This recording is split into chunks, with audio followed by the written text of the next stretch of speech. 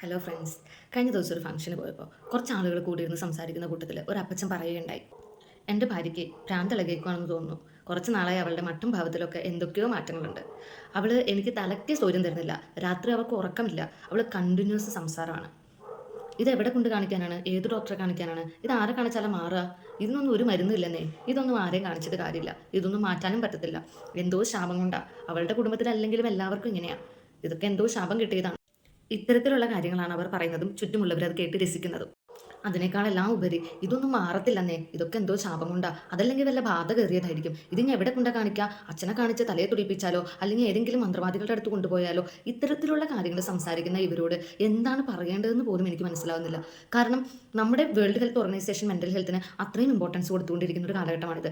മാത്രമല്ല, പണ്ടത്തെ ആ ഒരു ചിന്താഗതിയിൽ നിന്ന് മാറി ട്രീറ്റ്മെന്റുകളും ടെസ്റ്റുകളും ഒത്തിരി അവൈലബിൾ ആയിക്കൊണ്ടിരിക്കുന്ന എല്ലാ ഹോസ്പിറ്റലുകളിലും ഒരു സൈക്കാട്രി ഡിപ്പാർട്ട്മെന്റ് കൊടുത്തിട്ട് ഡോക്ടേഴ്സുള്ള അത്രയും ഡെവലപ്മെന്റ് ആയിക്കൊണ്ടിരിക്കുന്ന ഈ ഒരു സൊസൈറ്റിയിൽ എന്നിട്ടും അതിനെ പറ്റിയിട്ടൊന്നും യാതൊരു അറിവില്ലാതെ ചിന്തിക്കാതെ ചുമ്മാ പണ്ടത്തെ കുറേ ആചാരങ്ങളെയും അനുഷ്ഠാനങ്ങളെയും ഫോളോ ചെയ്തുകൊണ്ട് അതിൽ ശാപമാണെന്നോ ബാധയാണെന്നോ ഒക്കെ പറഞ്ഞ് അതിനെ വെറുതെ നിസ്സാരവൽക്കരിക്കുന്ന ആളുകളോട് എനിക്ക് പറയാനുള്ളതൊന്നും മാത്രമാണ്.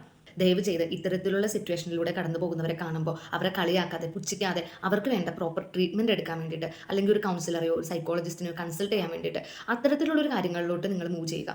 അല്ലാതെ ഇതിനൊരു പൊതുസമൂഹത്തിൽ വെച്ചിട്ട് കളിയാക്കി പുച്ഛിച്ച് മറ്റുള്ളവരുടെ മുന്നിൽ അവരെ ഒരു ആക്ഷേപഹാസ്യമാക്കി മാറ്റരുത്. നോർമലായിട്ട് ഇരിക്കുന്ന ഒരു വ്യക്തിയെ സംബന്ധിച്ച് അബ്നോർമാലിറ്റി എന്ന് പറയുന്നത് ചുമ്മാ ഒരു തമാശയോ അല്ലെങ്കിൽ ചിരിക്കാനുള്ള എന്തെങ്കിലും ഒരു കൗതുകകരമായിട്ടുള്ള എന്തെങ്കിലും ആവാം. മനസ്സിലാക്കി കഴിഞ്ഞാൽ പ്രോപ്പറായിട്ടുള്ള ട്രീറ്റ്മെൻറ്റ് എടുക്കാനും അത്തരം കാര്യങ്ങളിലോട്ട് നമ്മൾ ചിന്തിക്കേണ്ടിയിരിക്കുന്നു.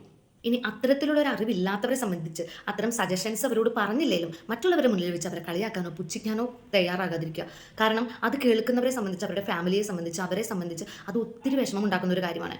നോർമലായിട്ടിരിക്കുന്ന ഏതൊരു മനുഷ്യനും എപ്പോൾ വേണമെങ്കിലും അബ്നോർമൽ ആവാനുള്ള സാധ്യതയുണ്ട്. സോ ഇത്തരത്തിലുള്ള ആളുകളെ മറ്റുള്ളവരുടെ മുന്നിൽ വെച്ച് കളിയാക്കാനോ പരിഹസിക്കാനോ പുച്ഛിക്കാനോ പോവാതെ അവരുടെ ആ ഒരു സിറ്റുവേഷനെ മനസ്സിലാക്കിക്കൊണ്ട് മെച്യൂരിറ്റിയോടുകൂടെ സംസാരിക്കാനും മെച്യൂരിറ്റിയോടുകൂടെ അവർക്ക് സജഷൻസ് പറയുവാനും ശ്രമിക്കുക.